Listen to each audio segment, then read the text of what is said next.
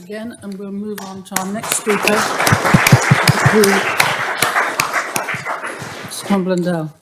And Tom and I started knowing each other, or got to know each other, when we were both in Oxford in Dorothy's lab, which was an awful long time ago. And since then, Tom's had an illustrious career. He went from Oxford to Sussex to Birkbeck, dabbled in politics, all sorts of things. And since 1995, he's been the chair in Cambridge. Tom. Thank you very much.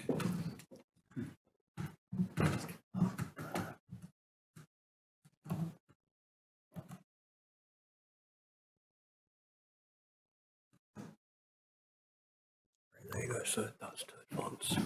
Yep. Okay. Well, I'm very pleased to be invited here, but it's a difficult task after two very nice talks. But I also have a very interesting person to discuss, and that's David Phillips. And I should say that I met him after starting to work with Dorothy Hodgkin. And Dorothy Hodgkin was, I think, asked by various people to take over from others earlier on and look after the administration. I think Dorothy never liked to do that. And I think she played a major role in getting David Phillips up to Oxford. And I had a great pleasure in talking with him and finding out a lot about his background. I'll say a few words about some of those aspects. But he was a person who was very heavily involved in national science policy and I think a very good politician, as well as being a great scientist and somebody that I really admired. So he had a relatively short life compared with some of us here, he came up to Oxford, and then I got to know him. So I'll go back a little bit to the personal history, and he was the son of a master tailor and a Methodist preacher, and he had a mother, a midwife, and a father, Samuel Finney, a coal miner official and member of Parliament. He didn't tell many people about that political background, but I was running the city of Oxford as a left-wing Labour councillor for quite a few years. Then David admitted that he had this background in politics, and he was quite supportive in my playing a role in the city. It's quite, of course, distraction from the sort of mainstream science. I should say that was the very opposite to Max. Max Brutz often came over and told me to stop doing politics, stop playing my modern jazz group at nights. A very different person. But I found David Phillips extremely supportive for the very varied life that I've lived. So this was very much influenced by having a member of Parliament in the family, although, as I said, he didn't admit that to many people for a long time. So he went to a local high school for boys in Ellesmere, and then he moved to University College of South Wales, where he began to study physics, engineering and mathematics. Then before completing his degree, of course, it was the end of the Second World War, and he was distracted by being called to service in the Royal Navy. I think he was lucky that happened only a year before the end of the war, so he didn't have as long a challenge as many others. In 1948, he completed his time in the Royal Navy, so it was after the war, and went to Cardiff to complete his degree. And then he stayed on for his PhD, completed in 1951, to work on alkaloids and other organic substances with Arthur Wilson, who's a professor of physics in Cardiff. And he certainly had a lot of connections to Wales, and that was another feature that I found very nice, as I've had a house in Wales for the last 50 years as well. So he did his postdoctoral work at the National Research Council in Ottawa, but I think that was relatively short in Canada. And then he joined the Royal Institution, and he used X-ray crystallography, of course, on lysozyme. And I think that was where most of us began to get to know him. He was at the Royal Institution with lysozyme, and he eventually solved it, but he had moved on from there, and I was able to meet him after he completed the structure in 1965, and we had many long discussions about the science and also about politics, and that's how I found out about his family background, and found he was much more sympathetic to my being a local politician and running the city than many others were. Of course, I was working with Dorothy Hodgkin at the time, and her husband was a member of the Communist Party, so she was also sympathetic to having men around who did politics. But the structure of lysozyme was the first structure of an enzyme. It was completed in 1965, and I just started getting heavily involved in insulin. And so this was a very inspirational work. It was the first structure of an enzyme defined in 3 dimensions. And I was absolutely fascinated by the work that he did to define all the ligand binding and to think about the implications for mechanism. And that's how I got to know him. That's the structure published in 1965. And at that time, as I said, I was working in Oxford, and he moved to Oxford. But here's a picture of his structure. That's the sort of stereo view that we used to get before the computing took over entirely. But it's quite difficult to get it visually into a 3-dimensional image.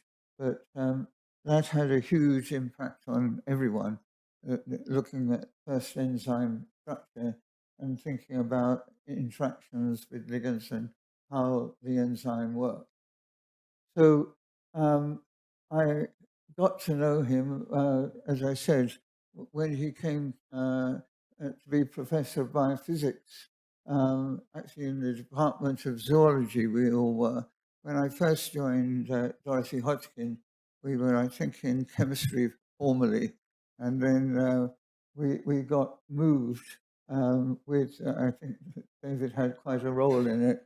They moved us out of chemistry into zoology, into the new building on zoology, which was very exciting. So he was then a member of the protein group, then in the Department of Crystallography, where I was working on insulin. And I moved with David then in 1967 to the Department of Zoology. When he first arrived, I had no idea what his background was. I was getting into trouble from Max Brutz from spending a lot of my time running the city of Oxford as a Marxist really, but Labour councillor, and doing lots of distraction. He gave me encouragement, whereas Max was really very negative about my involvement outside science. Dorothy, of course, had a husband who was a Marxist, and he had learned to sort of put up with men who got distracted by politics. She was quite left-wing, but never very explicit in her views. And of course, she had amazing international interactions, and that was the strength of the group. It was more international in the 60s than any other group that I met. And so the structure of lysozyme came, it had a huge impact, and David Phillips and Tony North and Louise Johnson were able to image complexes of the ligands, and these allowed the understanding of the selectivity and some ideas about the mechanism of the enzyme.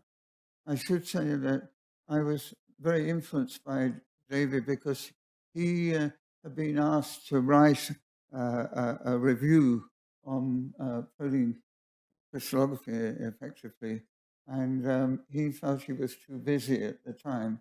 So he arrived, and I noticed that this very beautiful lady, Louise Johnson, was sort of hiding behind his back as he asked me. And he said he'd been asked to write a review, and he hadn't time to do it. He'd asked Louise, and Louise had thought she would ought to work with someone else, and that's why she was embarrassed, because she recommended me, and she. But we had a very successful time together, and I think it was all reflecting the David Phillips influence on the area. There's some members of his research team that solved this structure in 1965. So David Phillips got many prizes and distinctions. The Solberg Prize, the Hans Krebs Medal, Knight, became had a knighthood. But then I think, to everybody's pleasure, really, he became a member of the House of Lords and hugely influential in developing science in the UK. And certainly that was extremely helpful to me, because I've been involved in politics, and he understood the pressures and the conflicts that one gets when one tries to do politics in the UK, as well as, in fact, doing science. So he became a fellow of the Royal Society, of course, much earlier on. He was biological secretary of the Royal Society for some time, and he became chief scientific advisor to the UK government. It's just an incredible story of fantastic science and the ability to have an impact on policy and science in the UK, and in a very positive way, I think. So that is one of my favorite pictures. It's a little bit after the structure of lysozyme, but I went to this celebration lecture at the Royal Institution. I think I got the date right, in 1980, but it just stuck in my mind as being one of the most fantastic displays I've ever seen in a lecture. What he had was the, whoops, let's go back again.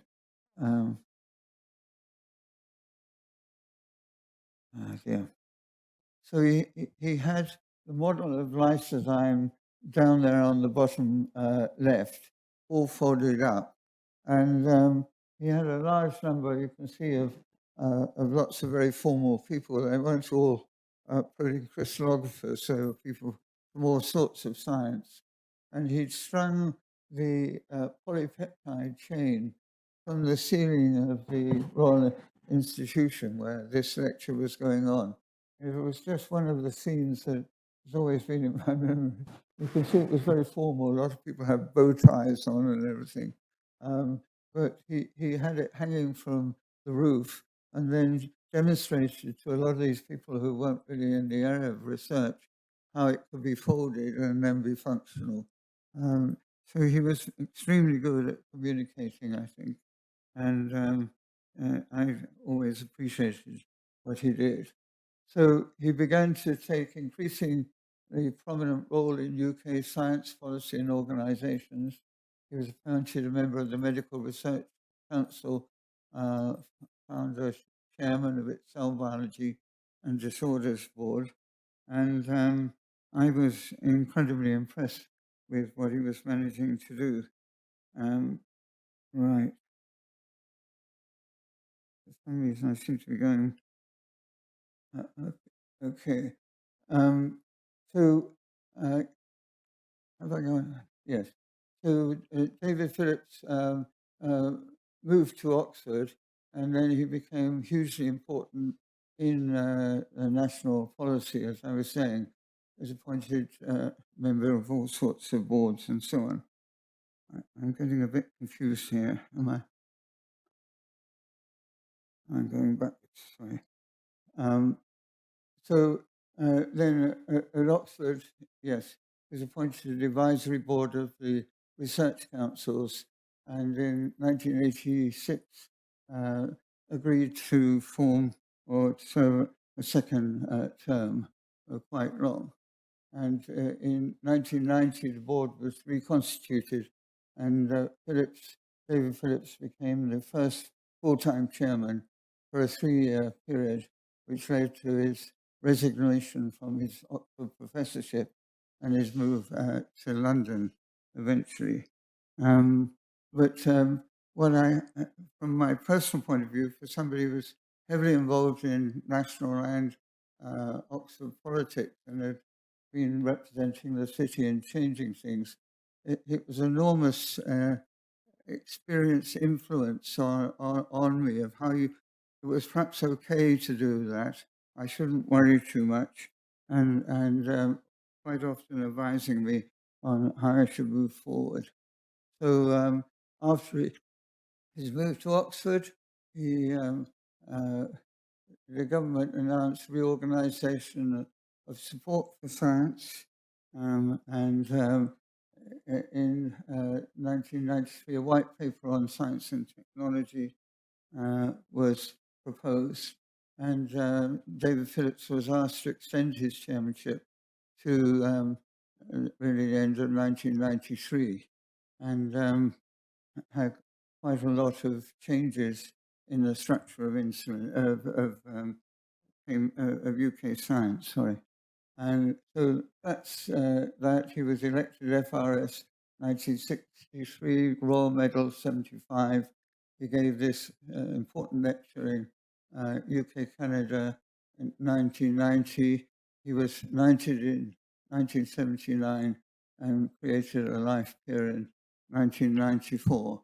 And I think it's very important. He was also involved in companies and a trustee of the Waltham Foundation, editor of biochemistry, and member of committee of the Royal Institution.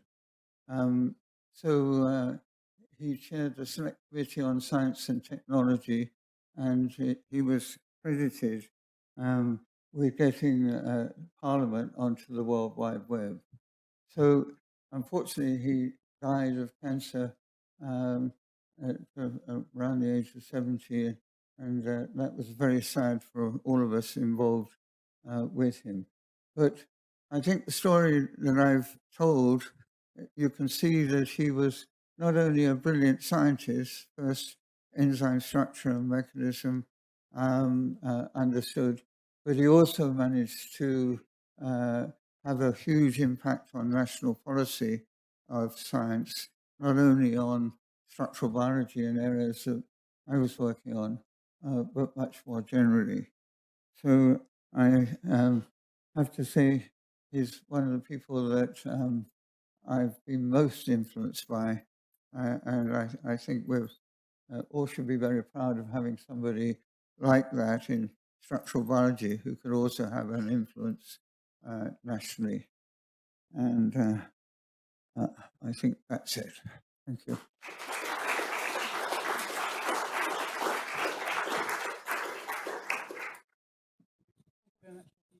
Yeah. Those of us who knew David, you presented him. He was very special, lovely man. Yes. Questions for Tom? Do I have, please? Elspeth?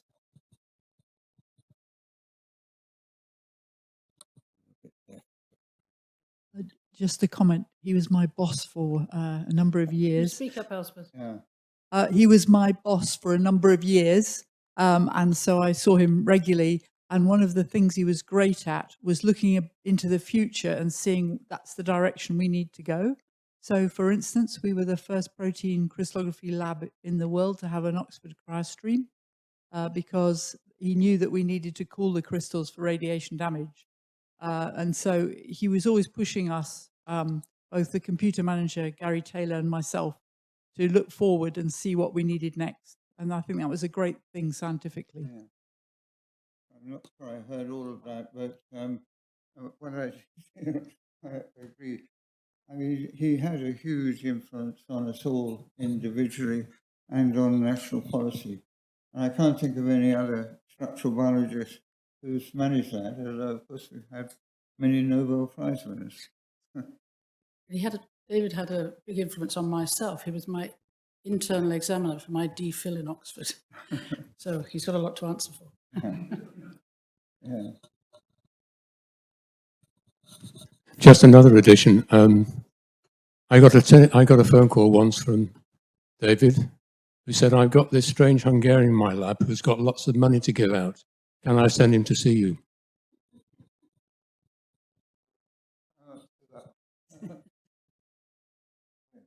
Anyway, he was one of the great scientists and policy makers.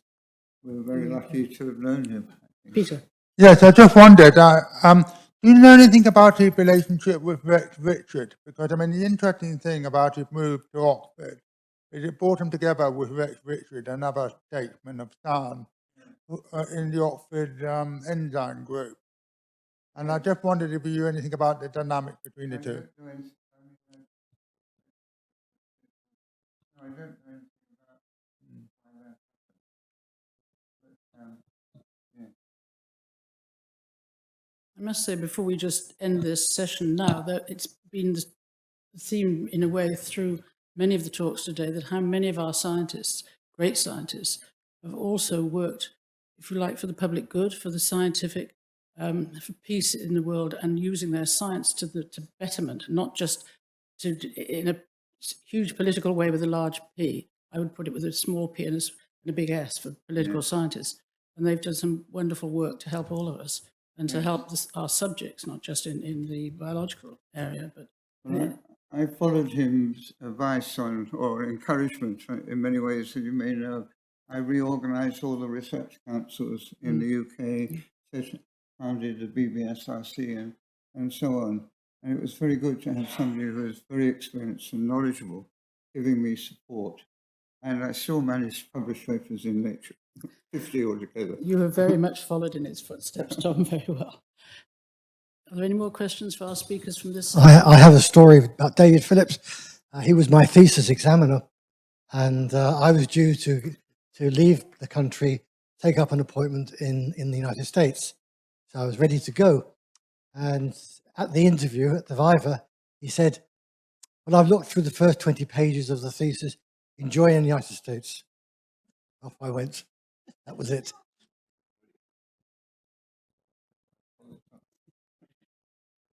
Well, is that a comment or a question?